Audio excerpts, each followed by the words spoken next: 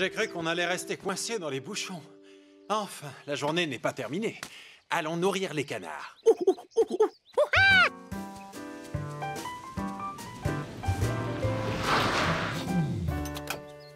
Bonjour, Madame Renkins.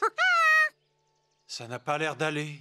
Les poussins ont disparu et leur mère est terriblement inquiète. Il faut que je les retrouve avant que la nuit ne tombe. Je comprends. D'ailleurs, ça ne va plus tarder. Je vais vous aider. Tu vas devoir nourrir les canards tout seul. Ne t'éloigne pas de la rivière. Je ne veux pas que tu te perdes comme les poussins.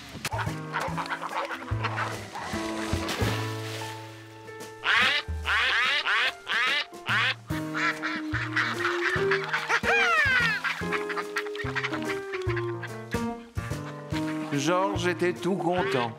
C'était la première fois qu'il se retrouvait sur l'eau, entouré de canards. Mais alors, ça voulait dire qu'il avait quitté la rive. C'était justement ce que les poussins cherchaient. Mais ils avaient du mal. Beaucoup de mal. Il y en avait un autre qui s'éloignait de chez lui, mais il n'avait pas l'air de s'en préoccuper.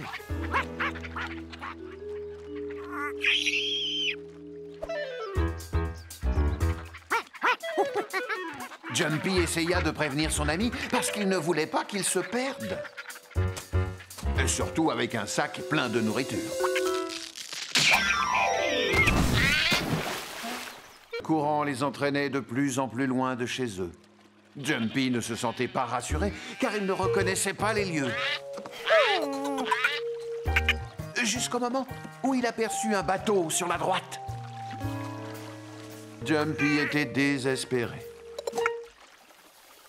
Des arbres. Cette fois, il était sauvé. Il sauta pour essayer de s'agripper aux branches. Mais le radeau était trop loin de la rive. Le soleil allait bientôt se coucher. Il était temps pour les canards de rentrer chez eux. Oh, le drôle de rocher! On dirait un canard. Ah, la ferme de Monsieur et Madame Renkins. La rivière les avait ramenés au point de départ. Ils étaient sauvés. Oui, mais comment s'arrêter? En s'agrippant à la branche. Plus que quelques centaines de mètres à parcourir, et ils seraient enfin complètement perdus. Ce n'était pas le bon silo à grains. Georges dessina une carte pour essayer de s'y retrouver. Ils étaient passés à côté du rocher en forme de canard. Et juste avant, près des arbres en croix. Et du bateau.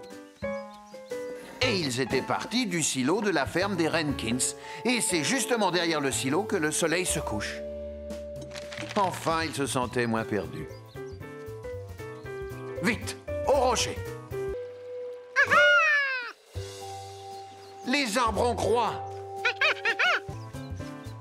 Et voilà le bateau, le troisième point de repère.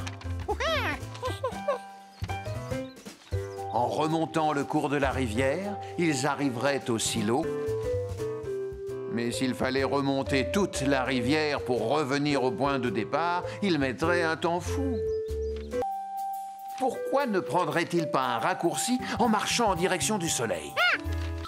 Les poussins décidèrent de suivre le singe, surtout qu'il semblait savoir où il allait.